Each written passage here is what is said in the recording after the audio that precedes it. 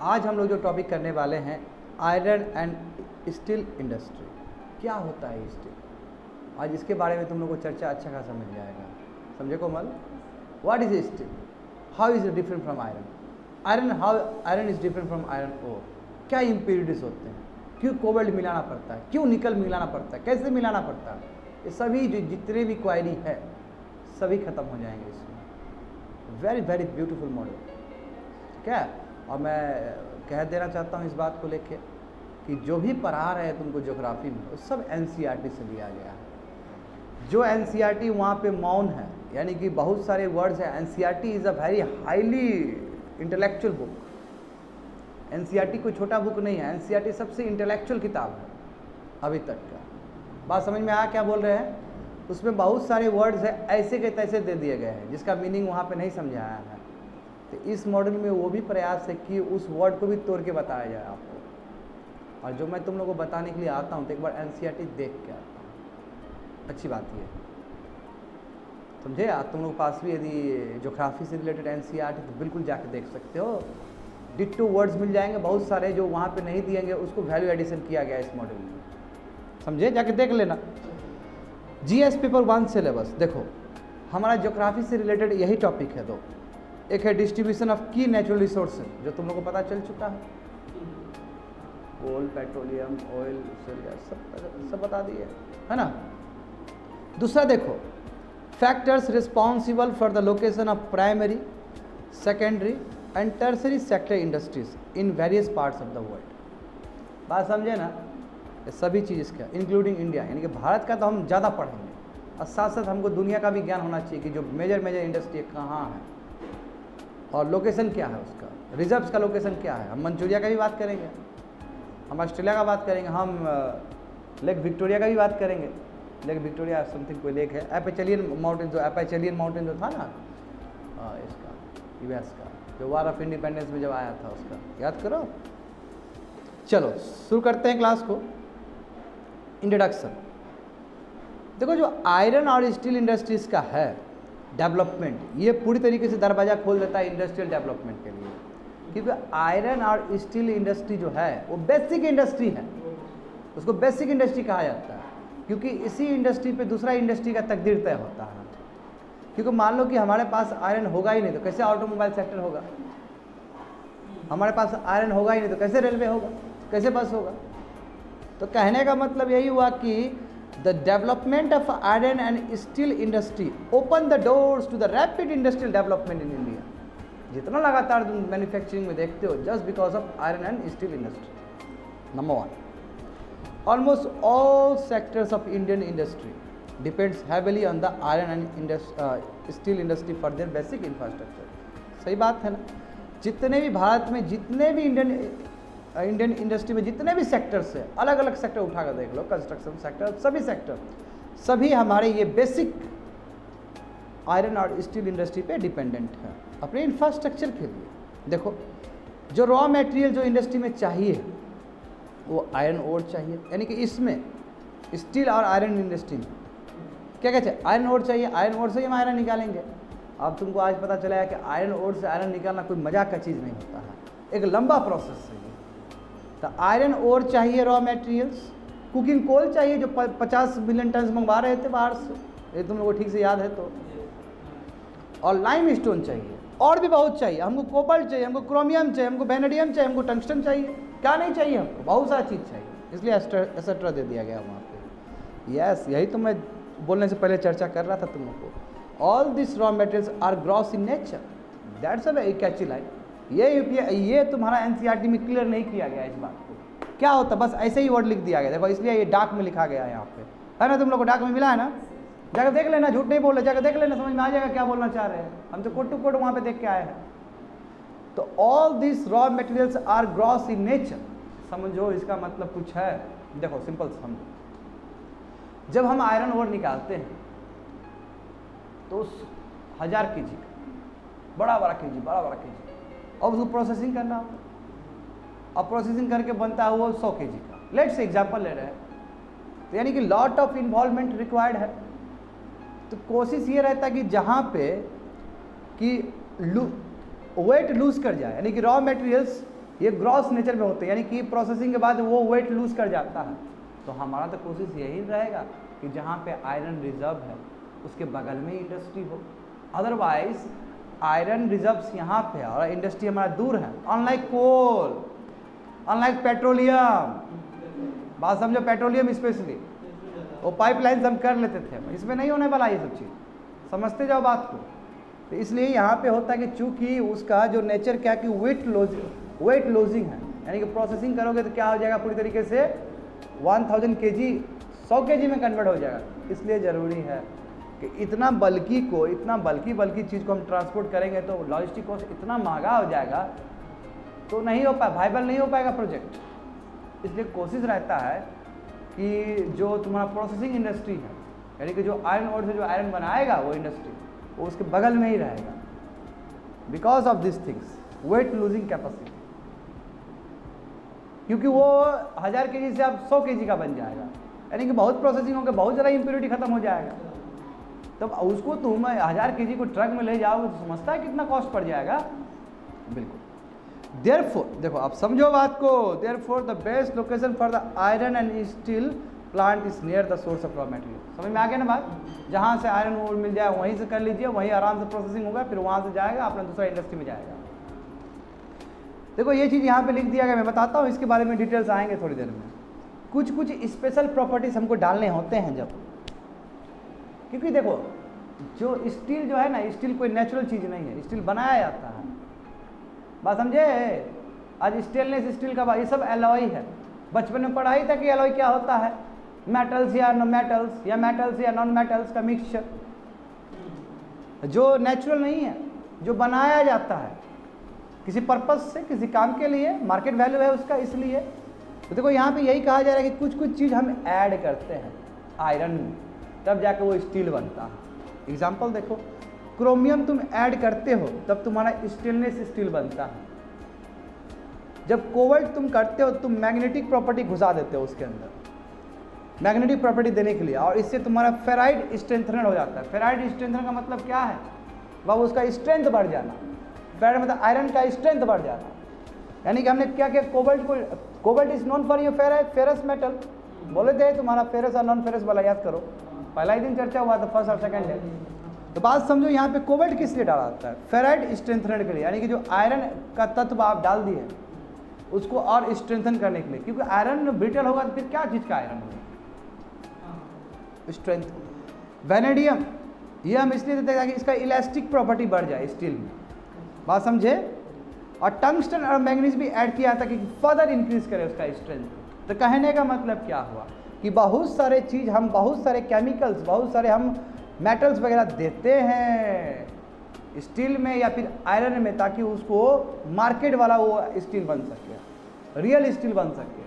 इसलिए एक लंबा यात्रा है आयरन से। अब एक आयरन ओर से आयरन बनाना भी एक लंबा यात्रा है, और फिर आयरन से स्टील बनाना वो और लंबा यात्रा है, बात समझते जाओ। आज वही बेसिकली यही सब चीज़ देखेंगे आज कि कैसे बनता है ये फाइनेंस में।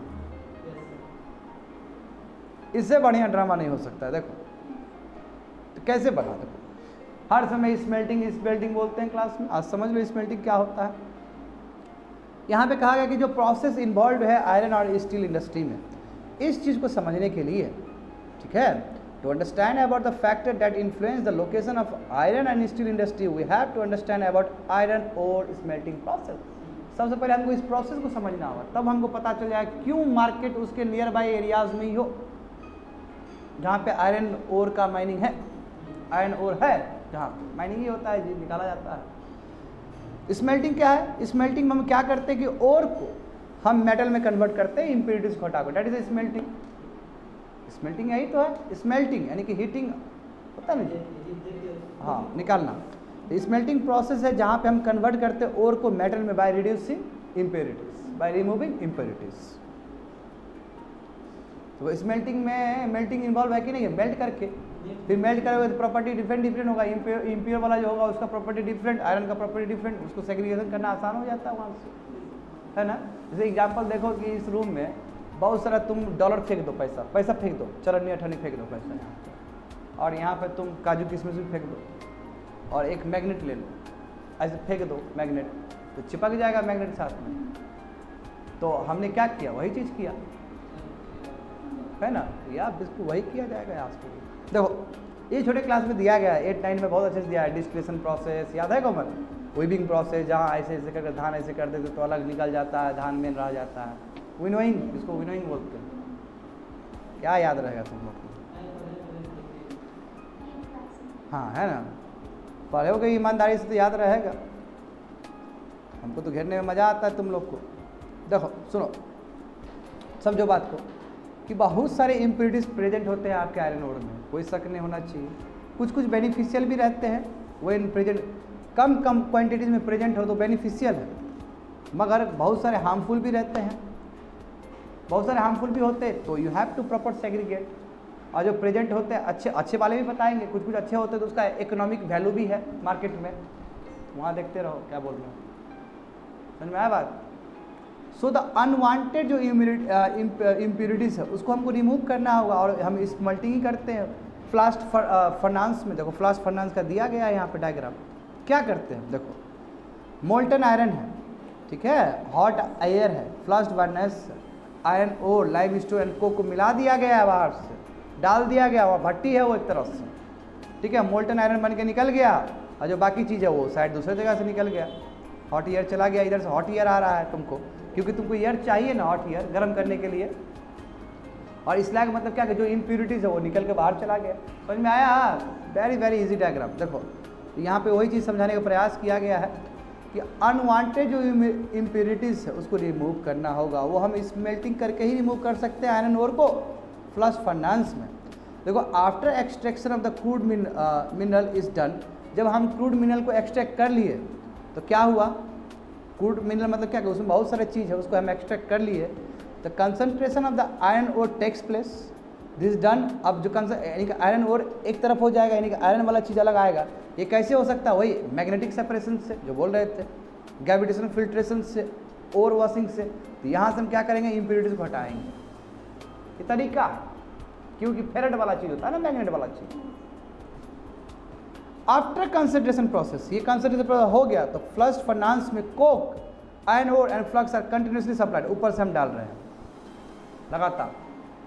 बात समझे? पहले क्या किए, पहले तो आपने क्या किया कि क्रूड मिनरल को ले लिया, उठा के माइनिंग से लाया, concentration of iron ore takes place, this is done. अब इसको आपने क्या किया कि आप उसको अलग से ले लिए, हाँ ठीक है, इसको इतना हमको ठीक करना है। पहले तो आपने माइनिंग से ले लिया, उसको पकड़ के दिस डन थ्रू, तो आपको मैग्नेटिक सेपरेशन से ये करके आपने डाल दिया, उसके अंदर अभी भी इम्प्योरिटी पड़ा हुआ है, फ्लक्स फर्नांस में डाल दिया, उसमें कोक है, उसमें आयरन ओर डाला आपने, उसमें फ्लक्स है, लाइम स्टोन भी डाला, कंटिन्यूसली सप्लाई कर रहे हैं टॉप ऑफ द फर्नांस से। अब वहाँ पे प्रोसेस हो रहा है, यही ना हो रहा है जी। आयरन ओर डाल दिए, अब आयरन ओर तो बाहर से लाए थे आप, माइनिंग करके लाए थे, उसको डाल दिए, लाइम स्टोन को डाल दिए, कोक को डाल दिया, अंदर डाल दिए। अब देखो जो निकलेगा इधर से क्या निकल रहा है, मूर्ख लोग देखो, इधर से मोल्टन आयरन निकल रहा है, यही तो है बिल्कुल।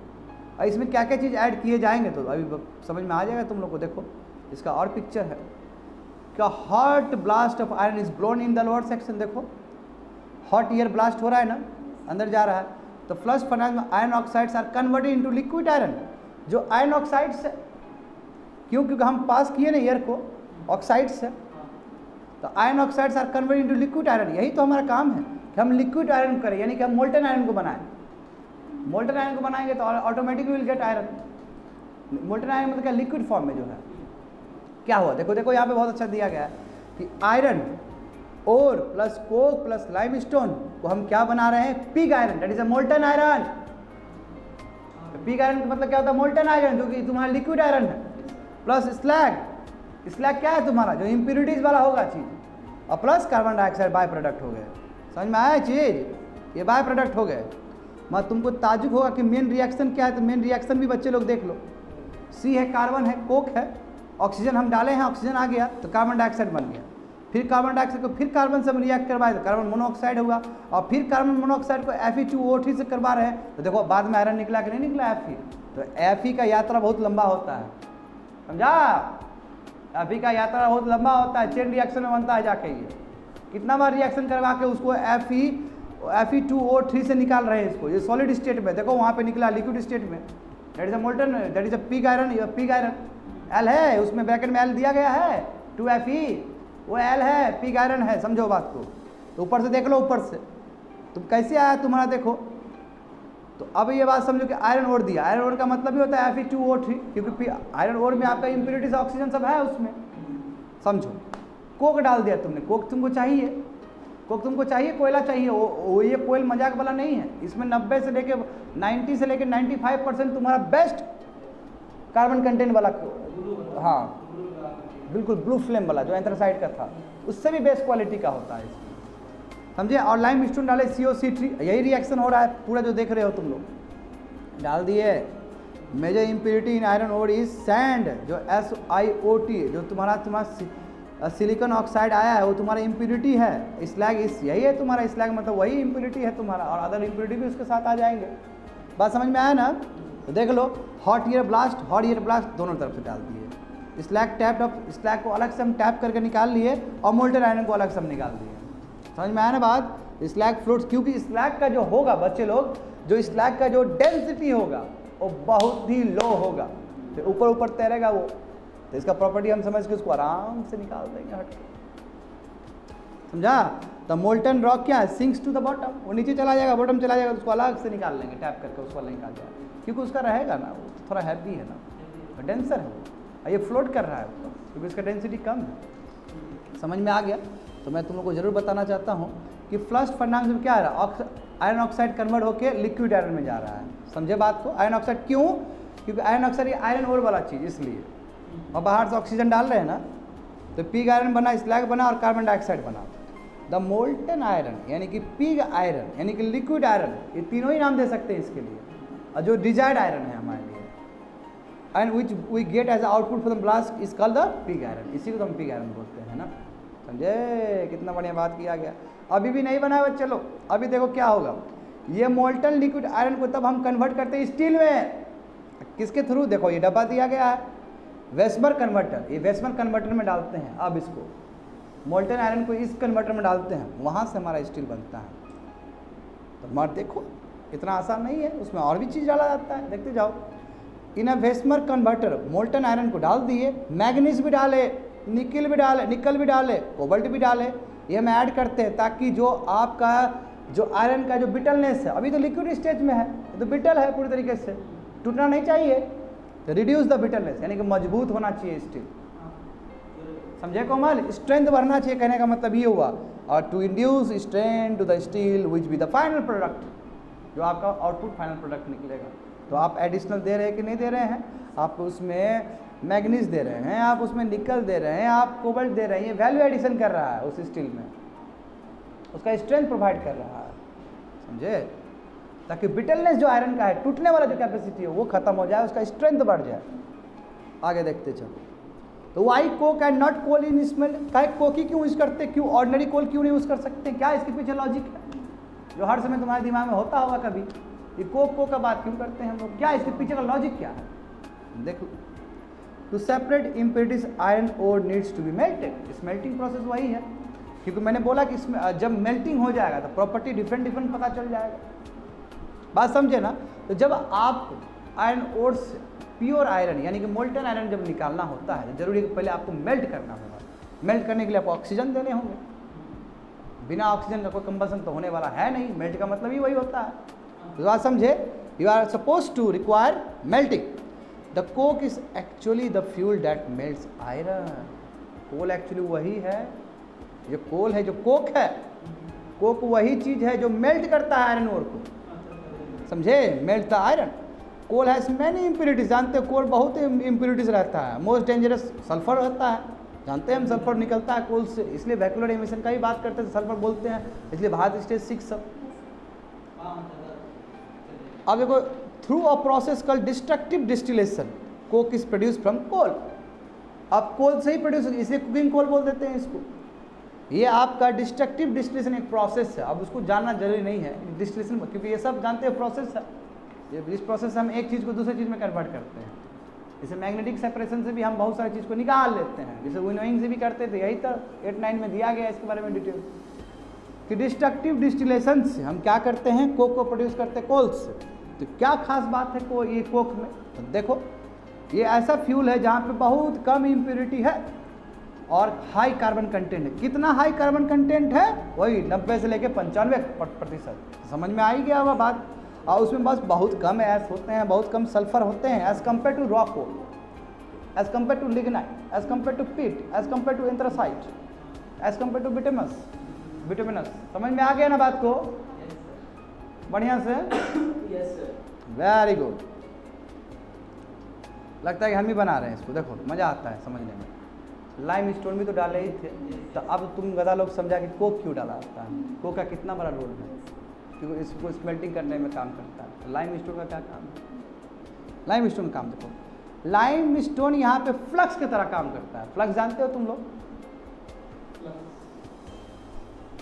बिल्कुल, अभी बताता हूँ। फ्लक्स देखो यहाँ पे लिखा गया, देखो फ्लक्स वो सब्सटेंसेस है which is mixed with solid to lower the melting point specially in the process of smelting. देखो फ्लक्स इंपॉर्टेंट है। क्यों इंपॉर्टेंट है? पहले ये समझो कि ये सॉलिड के साथ मिक्स होकर मेल्टिंग पॉइंट उसका घटा देता है। क्यों? क्योंकि यदि लिक्विड का समझो, खुद समझो कि मेल्टिंग पॉइंट यदि बहुत ज़्यादा रहेगा तो बहुत आग देना पड़ेगा, यानी कि ये मेल्ट होने में बहुत समय लगेगा।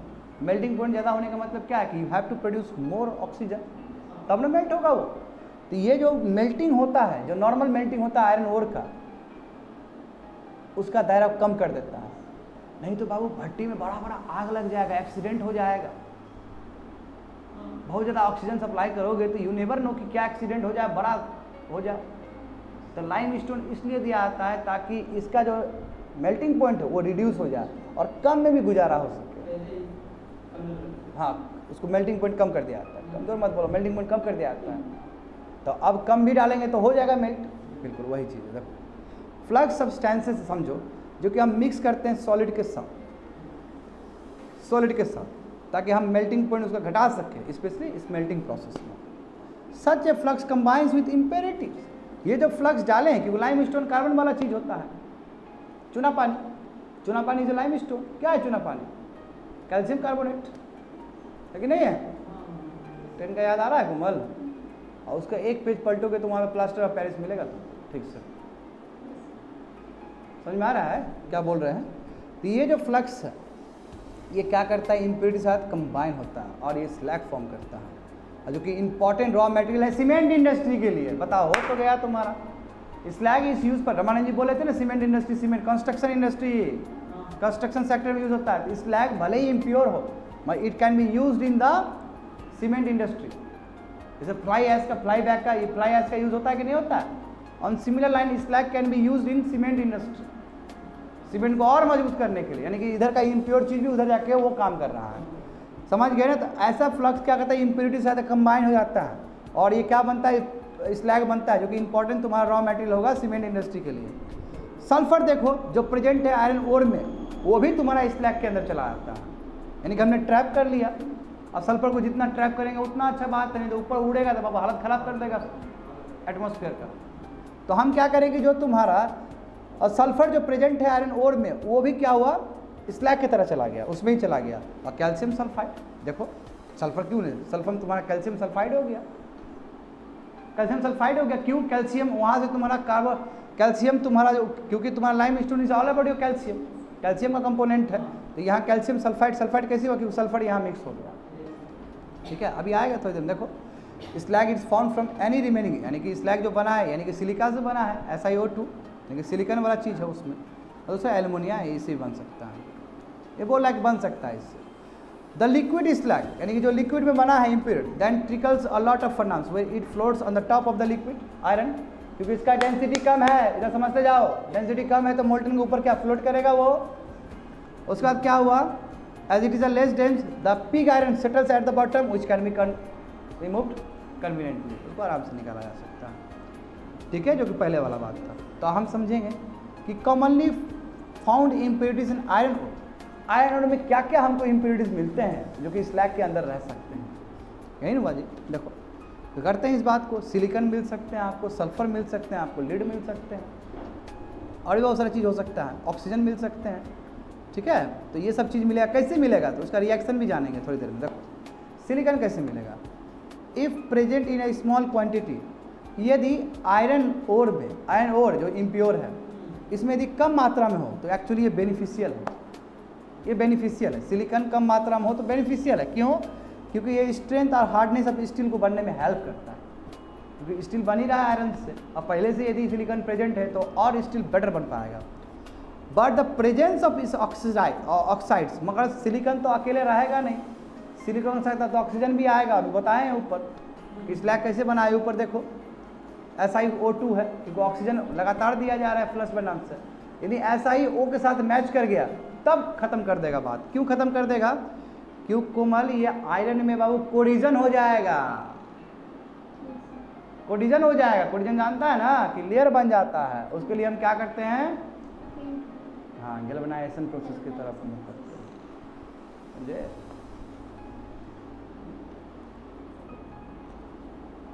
हमको तो अच्छा लगता है, इसलिए अच्छा लगता है। बताओ, हम 15 साल 20 साल पहले पढ़े हुए, हमको स्मृति में याद है, अच्छा लगता है कि चलो पढ़े थे ईमानदारी से, तुम लोगों की तरह नहीं। देखो सेकंड, देखो सल्फर है।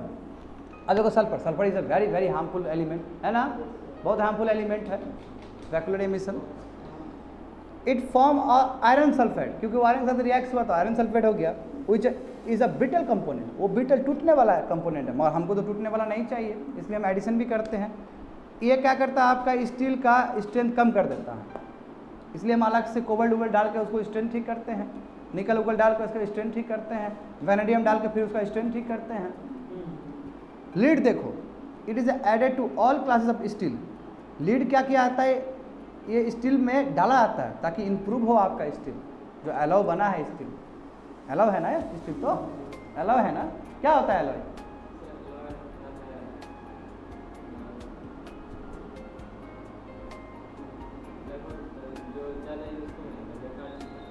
बोलो तुम, क्या होता है एलॉय? क्या होता है एलॉय? क्या होता है कुमार, बता दो सबको। मेटल्स या नॉन मेटल्स, या मेटल्स या मेटल्स जो हमको डिजायर्ड चाहिए। स्टील तो वही तो है, स्टील वही है ना, स्टील वही है ना जी। स्टील में आप कितना कुछ आयरन में कितना कुछ बाहर से आप मिक्स कर रहे हो, then you are converting into a pure steel form. ये एलॉय है। बताओ, तुम कुछ से कुछ बोल रहा है, तुम लोग क्या समझ रहा है तुम लोग? This impurity improves tool life. तो हम लीड डाल के क्या करेंगे? उसका स्ट्रेंथ बढ़ा देंगे। और स्मॉल क्वांटिटी से एक्चुअली गुड, जितना कम लीड हो उतना अच्छा है, नहीं तो लीड भी ज़्यादा हो जाएगा तो उसका ही प्रॉब्लम हो जाएगा। वही ऑक्सीजन वाला फैक्टर। ऑक्सीजन देखो फोर्थ वन, जो कॉमनली जो इम्प्योरिटीज होता है वो ऑक्सीजन होता है। देखो जानते हो तुम लोग, इसका बैड इन्फ्लुएंस होता है तुम्हारा स्टील पे, क्योंकि यस यदि ऑक्सीजन प्रेजेंट रहेगा तो कोरेजन वाला फैक्टर हो जाएगा।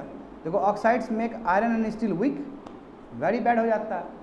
इसलिए आज भी लाल किला वाला जो स्टील, उसको आयरन को याद किया आता है ना, वेस्ट वाला जो आयरन है अभी तक है हमारा लाल किला में, जिसको इलाहाबाद से फिर लाल किला कर दिया गया था। याद है कुछ? देखो यार, सब मूर्ख बच्चा बैठा हुआ है यहाँ पे। देखो ऑक्सीजन को रिमूव करने के लिए रिडक्शन प्रोसेस होता है। रिडक्शन प्रोसेस का मतलब क्या होता है? दो तरीका हो सकता है। रिडक्शन मतलब होता है कॉमन ऑक्सीजन को निकालना है, फिर हाइड्रोजन को ऐड करना। ये भी वही किताब में लिखा गया है। याद आ रहा सभी चीज़? ये आप chemical series of chemical reaction से करते हो। देखो यहाँ पे लिखा गया है कि carbon monoxide is produce by burning Coke. तो कैसे हुआ? देखो हम FeTO3 लाए, उसको हम कार्बन मोनोऑक्साइड को उसमें किए, जिससे हमारा कार्बन डाइऑक्साइड निकला, Fe3O2 निकला। फिर Fe3O4 को हम फिर कार्बन मोनोऑक्साइड से रिएक्शन करवाएं, तब हमारा कार्बन डाइऑक्साइड निकला, फिर FeO निकला। अब फिर FeO में फिर कार्बन डाइऑक्साइड, हम कार्बन मोनोऑक्साइड को रिएक्ट करवाए तो कार्बन डाइऑक्साइड निकला और Fe निकला। अभी निकला हमको Fe। देखते हो चेन रिएक्शन? यानी कि देखो बच्चे लोग, Fe2O3 को वहाँ से ऑक्सीजन निकालने के लिए कितना हमको प्रयास करना पड़ रहा है, तब जाके ऑक्सीजन निकल रहा है यहाँ से, और तब फाइनल प्रोडक्ट तुम्हारा आयरन और कार्बन डाइऑक्साइड आ रहा है। समझ में आता है कुछ? Here in this reaction you can understand that carbon monoxide which is produced by burning the coke agent as a reducing agent।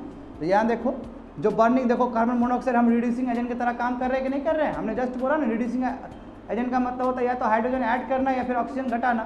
देखो because of the presence of carbon monoxide, first reaction देखो last में क्या हुआ? खत्म हो गया oxygen. आपके साथ Fe के साथ ऑक्सीजन रहा कहाँ?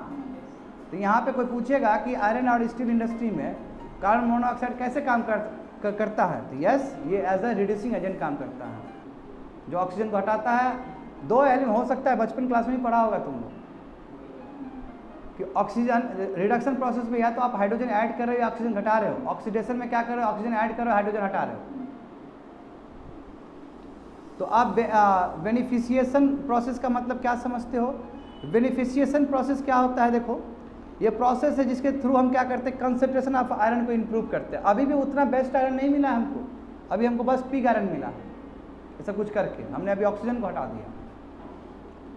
सर्टन आयरन ओर जो कि बहुत रिच होते हैं आयरन कंटेंट में, can be used as a input directly. हमने कहा अभी जस्ट फर्स्ट प्लेस में लगा दिए विदाउट एनी फर्दर प्रोसेस, क्योंकि कई बेस्ट आ जाते हैं, इसमें कम इम्प्योरिटीज होता है, तो ज़्यादा दिमाग लगाए हुए हम कर सकते हैं, बहुत ज़्यादा हम प्रोसेसिंग नहीं करते हैं। यहाँ पे आयरन रिच और हो सकता है हमारा हेमाटाइट और मैग्नेटाइट का हो। हम जानते हैं हेमाटाइट और मैग्नेटाइट हम पढ़े थे क्लास में। लिमोनाइट का बहुत कम होता है, लिमोनाइट का हिमाचल प्रदेश और उत्तराखंड में पाया जाता है। और मैग्नेटाइट हेमाटाइट हमारा कहाँ पाया जाता है ज़्यादातर? बिल्कुल रांची झारखंड में तुम्हारा जो एरियाज है हम देखे हैं, हाँ बिल्कुल रानीगंज में पाया जाता है। ठीक है, तो यदि मान लो कि यदि हेमाटाइट और मैग्नेटाइट वाला हमारा है तो उसमें तो हमारा आयरन कंटेंट बहुत ज़्यादा है, बिल्कुल 60-70 दिया गया, बिल्कुल ऐसा ही है। The iron ore that contents lower iron content must be processed, यानी और बेनिफिशियल टू इंक्रीज। आप बोला कि आयरन और जिसमें हमारा लोअर आयरन है कंटेंट है उसको हमको ठीक करना होगा और उसका कंटेंट बनाना होगा, इसलिए हम ये बेनिफिशिएटेड ये वाला जो प्रोसेस करते हैं, बेनिफिशिएशन प्रोसेस करते हैं, क्योंकि उसमें बेनिफिट हम ऐड कर रहे हैं, वैल्यू एडिशन कर रहे हैं, ताकि आयरन कंटेंट और बढ़े। और जितना बेस्ट आयरन होगा उतना ही अच्छा काम करेगा वो जाके। देखो तो क्या समझते हैं आप? देखो इसमें क्या होता है, व्हाट यू अंडरस्टैंड, वही बेनिफिशिएशन प्रोसेस में हो क्या रहा है। देखो और है, यानी कि आयरन और है, फ्यूल हम कोक की तरह यूज़ कर रहे हैं, फ्लक्स हम लाइम स्टोन, क्योंकि हम उसका मेल्टिंग पॉइंट घटा रहे हैं। आउटपुट अपन सक्सेशन, यानी कि आउटपुट क्या निकला, हमको पिग आयरन मिला जो कि इंटरमीडिएट प्रोडक्ट है, अभी भी नहीं आया क्योंकि पिग आयरन से अभी हमको आना बाकी है मेन आयरन। अभी ये मोल्टन आयरन है, ये लिक्विड आयरन है, लिक्विड आयरन कभी आयरन नहीं कहा जाता, उसको बनने में, सॉलिड बनने में भी टाइम है। समझ आया बात को ना? कास्ट आयरन है, देखो it has carbon content greater than 2%। दूसरा क्या हो सकता है, आपका ये सब आउटपुट आया है, बहुत सारा आउटपुट आया है आपका, एक आपका कास्ट आयरन भी आउटपुट हो सकता है, इसमें कार्बन कंटेंट आपके बहुत ग्रेटर दैन 2% होते हैं, और ये आपके इंडस्ट्रियल ऑटोमोबाइल सेक्टर में यूज़ होता है कास्ट आयरन भी। ठीक है, एक पिग आयरन हो गया, एक कास्ट आयरन हो गया। एक स्टेनलेस स्टील जानते हो, यही आयरन से ही बना है, मोल्टन से हम उसमें वेस्टनर वाला मॉडल में डाल दिए और वहाँ पे निकल कोबियम वेनेडियम डाल दिए, बन गया बेस्ट। तो स्टेनलेस स्टील बना है, उसमें एलॉय है, मिनिमम 10% क्रोमियम है, इसमें निकल भी है, मैग्नीज भी है, मोलोडियम भी है। स्टेनलेस स्टील क्या है, डज नॉट रेडली कोरेड, ये जल्दी कोरेड नहीं होता है as compare to ordinary steel. तो इसलिए स्टेनलेस स्टील क्या है, बहुत इंपॉर्टेंट, इसमें हम कोबाल्ट को एक्स्ट्रा ऐड करके बनाते हैं उसको, ताकि वो जल्दी कोराइड ना करे, कोरिजन ना हो वहाँ पर। समझ में आया नहीं चीज़, स्टील और ये समझ में आ गया ना। अब हम बात करेंगे डिस्ट्रीब्यूशन अक्रॉस द वर्ल्ड। हमने तो इंडिया का समझ ही लिया है, इंडिया का भी जाएंगे, अभी समझेंगे बिल्कुल। भाई इसमें क्या है कि हम पहले दुनिया का भी देख लेते हैं कि दुनिया में कहाँ कहाँ है, तौर तरीका तो सेम सबका एक ही वाला होगा। देखो मंचूरिया रीजन, आगे मैप देख लोगे तो मंचूरिया रीजन मिल जाएगा तुम लोग को, थोड़ा देर देख ही लो, नीचे चले जाओ मंचूरिया रीजन। अच्छा नहीं दिया है क्या इसमें, अच्छा छूट गया मंचूरिया रीजन। देखो बच्चे लोग, मैं बता देता हूँ मंचूरिया रीजन कहाँ पे, मैप हम गलती से यहाँ पे छूट गया है तुम लोग का। देखो एक मैप अलग से किए थे, देखो देखो देखो यहाँ पे मंचूरिया रीजन, देखो ये जो मंगोलिया दिख रहा है ना तुम लोग को, मंगोलिया के बगल में जो चाइना देख रहे हो वो मंचूरिया रीजन है। इसलिए हर समय तुम्हारा रसिया का और जापान का अटेंशन रहता है। हमने देखा ही कि जापान ने किस तरह मंचूरिया में जो कहा ढाया है सेकेंड वर्ल्ड वार में, मंगोलिया का जो ये वाला रीजन है, बड़ा वाला रीजन, उसको मंचूरिया कहा जाता है। समझ गए बात को? देखो तो मंचूरिया रीजन ऑफ चाइना क्या है, इसमें मिनरल्स है, काफ़ी मिनरल्स है वहाँ पे। जापान और रसिया हर समय कैप्चर करना चाहते हैं, बहुत सारे वार हुए हैं, इसका एक लंबा हिस्ट्री है।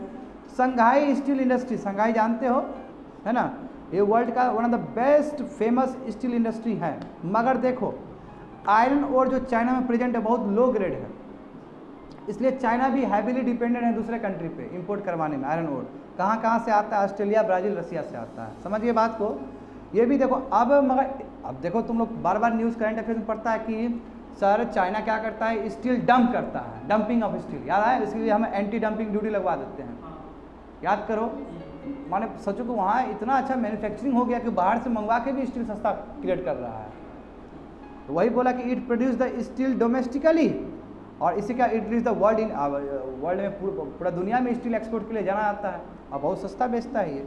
इनफैक्ट देखो dumping of steel from China, ये तो इंपॉर्टेंट प्रॉब्लम हो जाता है इंडियन स्टील इंडस्ट्रीज़ के लिए, क्योंकि यहाँ पे बात हो जाता है वही एंटी डंपिंग ड्यूटी वाला, है ना, इन्वर्टेड टैरिफ वाला बात हो जाता है कि यहाँ पे वही जानते हो, वो नहीं बताएंगे। देखो therefore companies are facing a steep competition. हमारा चाइनीज प्रोडक्ट्स, जो चाइनीज स्टील प्रोडक्ट्स कंपटीशन हो रहा है, और कीप इसलिए कहता है कि आप हाई इंपोर्ट ड्यूटी लगवाओ स्टील पे, वही एंटी डंपिंग ड्यूटी है।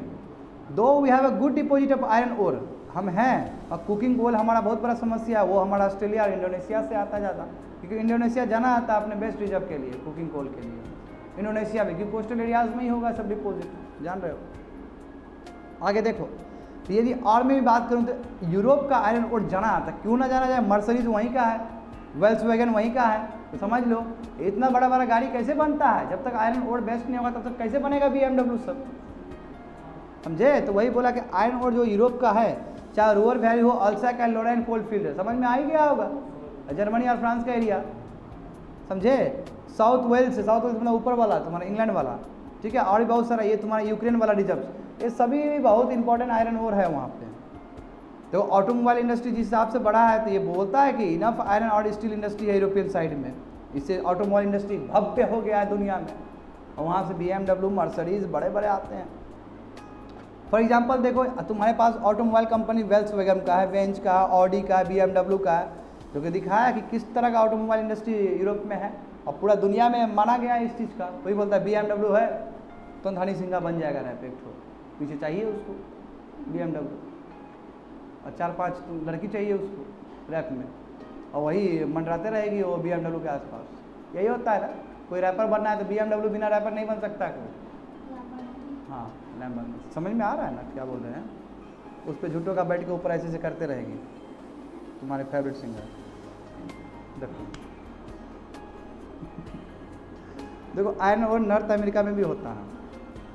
ग्रेट लेक जानते हो तुम लोग, ग्रेट लेक जानते हो, ग्रेट लेक का देख लो डायरेक्शन, है ना, इसमें थोड़ा सा ऊपर नीचे हो गया। ग्रेट लेक्स तुम्हारा जो है वो बहुत ज़्यादा इकोनॉमिक डेवलपमेंट पहुंचा है यूनाइटेड स्टेट्स और कनाडा दोनों में ही, ठीक है। जैसे ग्रेट लेक रीजन हुआ, स्टेट्स ऑफ पेनिसिल्वेनिया है, वेस्ट वर्जीनिया है, अल्बामा है, टेक्सास है, इसमें अच्छे खासे iron ore, good quality of iron ore पाए जाते हैं। लगभग 70% तुम्हारा आयरन ओर है यूनाइटेड स्टेट्स का, यही लेक सुपेरियर में ही है। लेक सुपेरियर तुम्हारा है रीजन, वहाँ पे पाया जाता है, वहाँ पे माइनिंग होता है। बहुत सारे कोल अपैचेलियन कोल फील्ड्स में भी होता है, वहाँ से ग्रेट लेक्स में लाया था, क्योंकि कोल चाहिए हमको आयरन और स्टील इंडस्ट्री के लिए, समझे। Because of which iron steel वहाँ भव्य हो गया, बहुत डेवलप हो गया है। तो देखो ग्रेट लेक्स रीजन में you have world famous Detroit automobile industry, वहाँ पे भी है, जो कि बेस्ट है, वन ऑफ द बेस्ट तुम्हारा है, समझे बात को। आगे बढ़ जाओ। हम उसी तरह यदि हम ब्राज़ील का बात करना चाहेंगे, नीचे साउथ अमेरिका का, तो ब्राज़ील का देखो मिनास गेरास, ये भी one of the important centre है ब्राज़ील का, जहाँ पे बहुत ज़्यादा आयरन ओर पाया जाता है। Most of the ore from Brazil कहाँ, चाइना और जापान में जाता है। कैराजोस माइन जो है तुम्हारा लार्जेस्ट माइंस है, यही मिनास गेरास का ही तुम्हारा है, ठीक है, यहीं का है। Largest deposit of high grade iron ore यहीं पे पाया जाता है। तो देखो ब्राज़ील कितना, तो ये ब्राज़ील या south America as a whole कितना रिच है इस चीज़ में। लास्ट देखो, शायद लास्ट हो गया, हाँ लास्ट देखो कि तुम्हारा यदि मैं बात करूं ऑस्ट्रेलिया का बात करूं, तो ऑस्ट्रेलिया का देखो पिलवाड़ा रीजन बहुत फेमस है, ठीक है। अफ्रीका में उतना नहीं है, तो नीचे देख लो पहले आयरन ओर इन ऑस्ट्रेलिया देख लो। ये पिलवाड़ा रीजन में बहुत सारे आयरन ओर चाइना में जाते हैं, जापान में जाते हैं, और हमारे इंडिया में भी आते हैं, ठीक है। यदि मैं अफ्रीका का बात करूँ तो अफ्रीका में कोई उतना सिग्निफिकेंट आयरन ओर रिजर्व्स नहीं पाया गया, except south Africa. South Africa वो भी ट्रांसवाल रीजन में पाया गया है, वही ट्रांसवाल रीजन जो गांधी जी से रिलेटेड है। Much of the ores from here goes into Chinese, और चाइना में जाता है ये तुम्हारा, जो भी तुम्हारा साउथ अफ्रीका में पाया जा रहा है। तो ये हमने एक तरह से पूरा ढांचा दुनिया का बताया कि कहाँ पे आयरन ओर पाया जा रहा है। तो आयरन ओर जहाँ पाया जाएगा वहाँ पे आयरन और स्टील इंडस्ट्री होगा ही होगा। बात समझे ना, समझ में आया ना। That's it for today's class.